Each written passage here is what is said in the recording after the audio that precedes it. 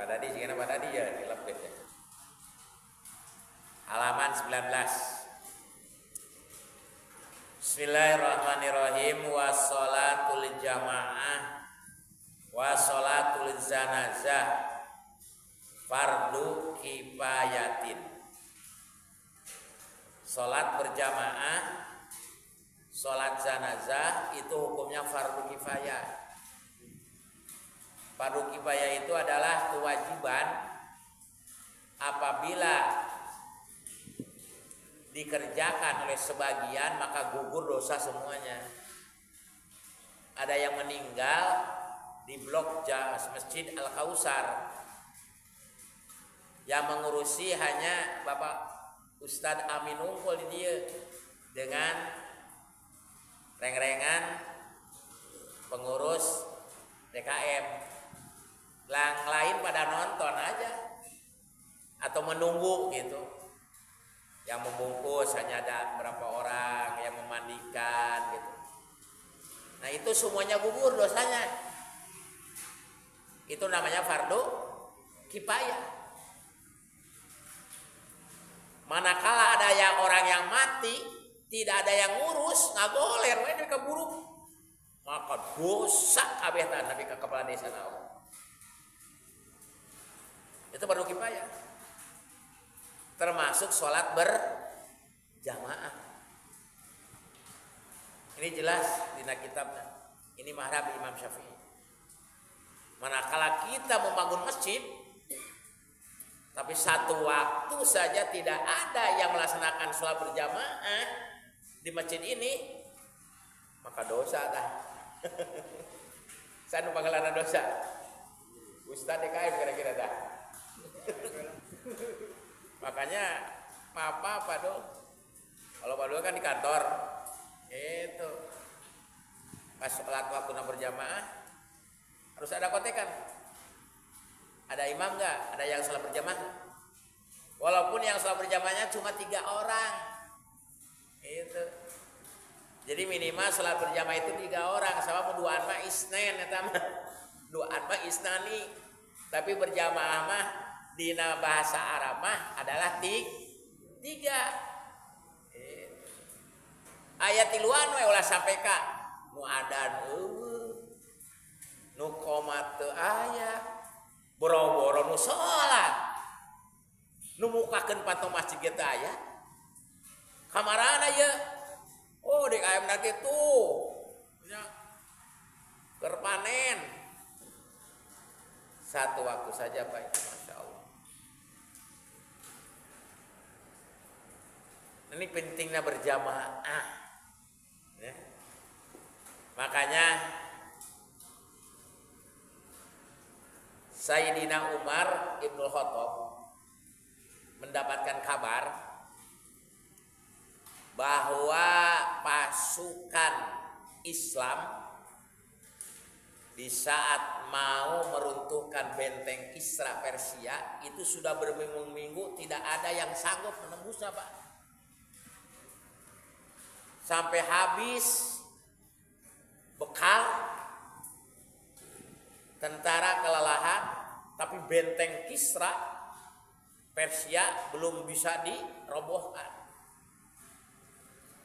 Akhirnya Sayyidina Umar waktu itu jadi Khalifah Amirul Mukminin datang ke lokasi, ke TKP kalau bahasa orang. Coba yang diperiksa, yang diinvestigasi begitunya oleh Amirul Mukminin bukan senjatanya, bukan kelengkapan perangnya, bukan taktik dan strateginya, tapi yang diperiksa adalah berjamaah sholat. Para tentara semuanya disuruh sholat subuh berjamaah. Ternyata lebih banyak yang masbok daripada yang tepat waktu. Akhirnya kata Amirul Mukminin, pantesan kalian tidak bisa merobohkan benteng Kisra. Sholatnya kita benar, gitu. Berjamaah kita benar. Sabna jago tidak lurus. Paham jelas-jelas Rasulullah SAW bersabda istawu suku pakum fa inna taswiyata sukufi min iqamatis. Salah satu daripada kesempurnaan sholat adalah bereskan saf. Nah, di dalam aturan Pak untuk membereskan dan merapatkan barisan bukan kaki, bukan. Kaki mah bisa dilebarkan, bisa tapi bahu nih.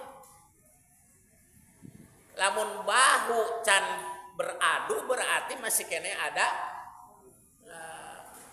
celah yang harus hari ini mari di jaga ganggun sampai terus kan.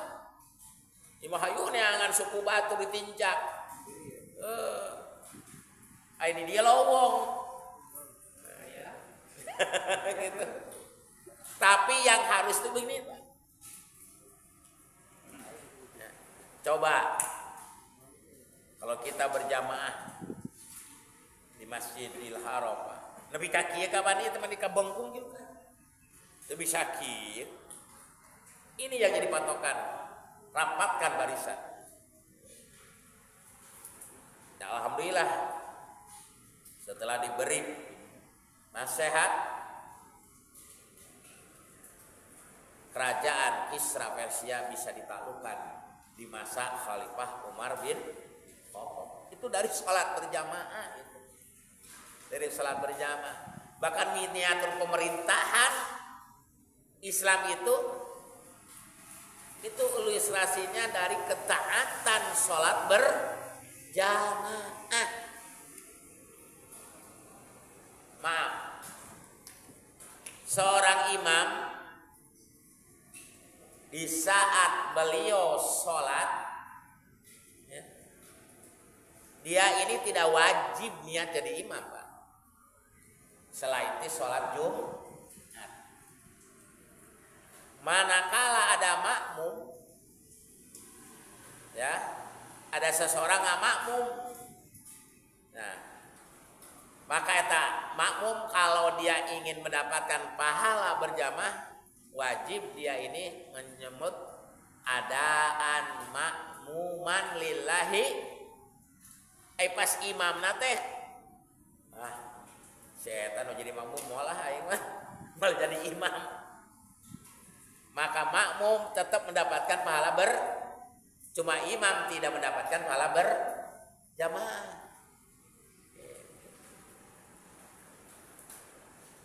Dan tatkala imam sholat sunat, datang seseorang disangkanya dia ini sholat naon, sholat wajib, ya sholat aja Allahu Akbar, tidak perlu noel Pak, teu aya, ya, teu aya aturan anak kudu noel, sok komo lamun noelna tengah peuting poek listrik, nu sholat pengen ada wungkul aya nu noel luas teu, oh komo lamun dikagelepek mata, dosa tau kumanana. Gak perlu kita pakai isyarat. Karena memang imam yang pertama tidak wajib ya, dia ini niat jadi imam. Kecuali kalau dia ingin mendapatkan pahala berjamaah. Keduanya walaupun tidak diisyarahan maka ditoel ada apalah. Soalnya ya memang aturannya ulah jauh teuing kan. Tumit itu tumitnya imam itu di bawahnya, di belakangnya adalah ibu jari makmum gitu. Hak itu kecuali nanti kalau ada orang yang mau nggak makmum lagi mundur gitu. Piraku teu kakupingan beureunya. Teu kudu ngaharewos. Makmumnya teu kudu. Dan tidak perlu diisyarahan. Bahkan batal hukumannya.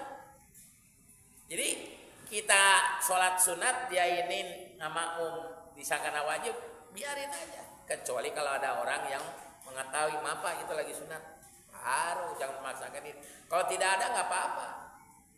Tong tinggi Allahu Akbar. Atau kieu batal sholat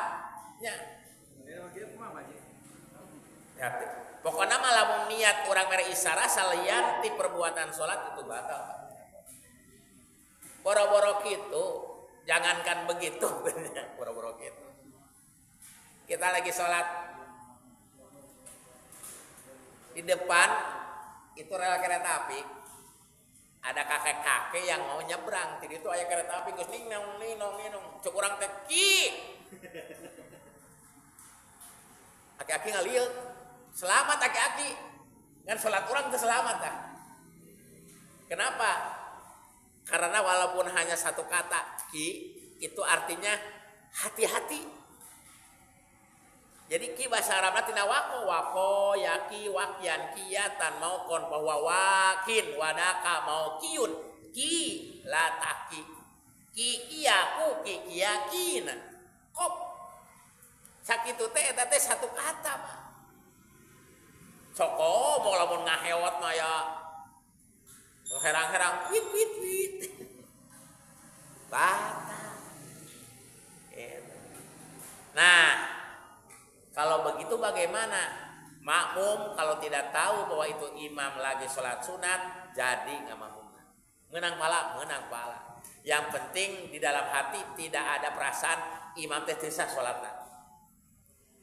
Kenapa? Kalau makmum memaksakan diri bermakmum kepada seseorang yang dianggap sholatnya nggak benar, sholatnya batal, maka otomatis nggak makmum lagi henteu bener. Tidak bisa memaksakan dan tidak perlu diketahui oleh orang lain.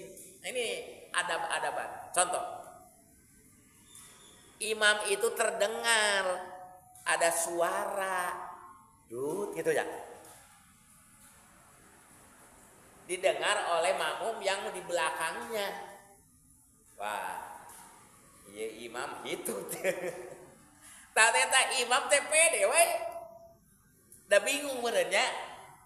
Akhirnya keluar kumaha, makanya pentingna aya teh. Aya pantau teh di dinya. Dilanjut udah da anu apalin ieu padahal hafal teh saya teh. Maka lamun jelas-jelas otentik yakin cek eta makmum tah anu tahu bahwa imam teh batal. Lamun nuluykeun ngamakmumna maka teu sah ngamakmumna, berarti teu sah salatna, Pak. Maka untuk si dia itu wajib muparokoh dari imam. Artinya mumparid. Dan tidak perlu imamnya batal. Tidak perlu, atau perlu aya demo. Biarin aja. Bagaimana hukumnya? Makmum yang lain sah makmum. Cuma imamnya dosa. Imamnya dosa. Sebab dia menyembunyikan batalnya. Geus pugu geus teu mampu manehna teh mimpin, hayu dipaksakeun. Tah eta urang kana mah eta jadi pamimpin. Harusnya bagaimana? Nah, ini legowonya ini dalam berjamaah. Ya. Imam itu kalau memang dia ini sudah tidak mampu, Pak, tidak perlu banyak bicara. Teu kudu ngomong ka ditu ka dieu, langsung we keluar. Dan yang paling dekat dari imam, sop yang paling depan, makanya sop-sop yang di belakang itu orang-orang yang kira-kira pantas jadi imam, langsung menggantikan posisi imam dan sholat jalan terus. Kudu batal imamnya batal ya, tidak perlu. Nah, itu tata seperti itu. Apapun batalnya imam. Contoh, imam itu bacaannya menurut keyakinan saya nggak beres nih Fatihahnya. Nah, kita tidak perlu mengeksploitasi pendapat kita kepada orang lain. Gitu. Sok bising timbul jadi fitnah. Kalau kita memang keyakinan kita sesuai dengan ilmu yang kita miliki, gitu. Bahwa imam itu Fatihahnya rusak. Ya urusan masalah pas sehatnya tidak ada masalah. Yang penting tidak merubah makna. Ya, karena kan pas sehat itu tergantung bagaimana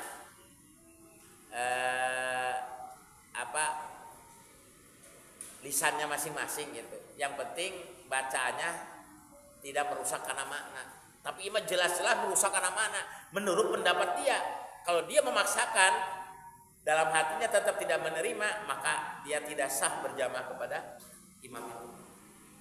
Dan itu tidak perlu diekspos pada orang lain, yang memang orang lain itu ya menganggap imam itu adalah sah, apalagi sudah ditunjuk oleh DKM. Anu sok nona, anu sok ieu mah gitu. Ayo ngojok-ngojok ke batu. Timbul jadi kecemburuan sosial. Nah ini, jadi sholat berjamaah itu hukumnya fardu kifayah. Bahkan jelas-jelas di dalam hadis, ya, la sholata li jaril masjid ila fil masjid. Pernah mendengar hadis itu, Pak? La sholata li jaril masjid ila fil masjid. Tidak sempurna. Bahkan kalau secara itlaq bahasa, la sholata tidak ada sholat. Artinya sholatnya tidak dianggap gitu. Bukan tidak sah, tapi tidak dianggap sholat bagi tetangga masjid kecuali di masjid.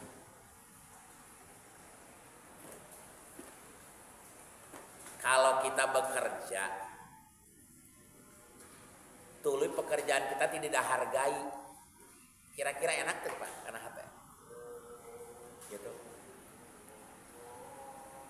Oh, diterima, absensinya diterima. Anda ini bekerja, tapi maaf pekerjaan agama kamu ini tidak dihargai. Temenang rewel, temenang. Bukan berarti tidak sah, sah saja. Cuma tidak ada penghargaan. Nah ini, maka usahakan. Ulah sampai membangun masjid ini seperti membuat pasaran, Pak. Tuh pasaran. Ayeuna mah geus baragus. Di mana-mana pasaran itu pakai stainless. Ya, bahkan ada yang menyumbang sampai saya 200.000 buat pasaran. Tapi eta aya nu wani pang karena saya ini pang banyakna saya panggulana naik teu aya. Masjid itu bukan pasaran. Manakala kita membangun berarti kita siap memakmurkannya, betul? Gitu. Ini masjid, kalau bukan oleh kita warga yang ada di sekitar ini, siapa yang akan memakmurkan masjid? Ya, alhamdulillah di Peruma Rempeng, ya. Di Peruma Rempeng soal subuh masih banyak lah sampai bersap-sap gitu. Tapi kalau di kampung Pak, masya Allah, ayeuna pemain inti wungkul masarolat ya Pak. Masa umur 50 tahun kaluhur. Nah, Aisyah hari main bolanya banyak. Aya U17 ya. Aya U20, aya U23 nya. Tapi sholat berjamaah nya U16. U17 do aya teh U50 kaluhur we. Nah, ini PR untuk kita semua. Wa sholatul zanajah fardu kifayah. Nah, ini termasuk ada program Pak di pemerintah tentang kepengurusan jenazah. Jadi diharapkan di tiap-tiap masjid jami itu ada tim khusus untuk masalah pengurusan jenazah. Jadi manakala nanti ada undangan nanti melalui Pak Amil, ya, itu minimal 2 orang lah hadir nanti di eh, KUA, dan itu sampai ke tingkat kabupaten Pak. Nanti ada lomba. Kemarin ada ya, kemarin ada menang sertifikat Pak. Menang pengheula maut di lain, pangeuna mah menang penghargaan lah. Bagaimana tata cara pengurusan jenazah. Nah ini baik dari golongan laki-laki atau perempuan ini ada, gitu. Dan ini juga harus dipikirkan, ya harus jadikan salah satu seksi ya kepengurusan dari masjid. Jadi ada seksi tentang masalah kematian itu, baik masalah uang kematian, kan kalau di lembur mananya pereleknya, uang kematian, bahkan di kota mana tapi ke masjid Jamaica boga ambulan Pak, gitu. Insya Allah ya, Al Kausar bisa Pak, punya ambulan, gitu. Kemarin saya di Bekasi di Mitra Keluarga, di Kemakmuran, masjid, saya sholat, kita ambulan ayat 2 itu di masjid, ada 2 itu sampai ke Jawa Timur, antar ke jenazah, itu dari kas masjid, urunan warga gitu, dan itu bisa kita usahakan, termasuk tim pengurusan jajan. Ulah sampai kak yang meninggal di sini ngurus kena orang kampung, ya logis kan. Nah itu ada tata cara, ya praktek cara ya, pengurusan jenazah dari mulai memandikan, mengubur, bersolati dan mengubur. Dan ini berkaitan dengan fardu kifayah ini. Fardu kifayah. Wal idzan wal kusufani wal witru sunanun akadah. Sedangkan sholat sunat lebaran 2, sholat gerhana 2, matahari dan bulan, sholat witir itu sunanun muakkadah. Itu adalah sholat sunat yang memang dikuatkan sunatnya. Wa kadza rawatibus sholat, termasuk rawatib sholat yang berkaitan dengan sholat fardu baik ba'diyah atau qobliyah, itu termasuk sunat muakkadah. Wa tarawih, sholat tarawih itu juga sholat sunat muakkadah. Sunanun laha fadlun wa sawabun adil. Semua yang tadi disebutkan itu mendapatkan pahala yang agung kalau kita laksanakan. Wa amasol, karena waktu bisa sudah tiba, untuk materi tali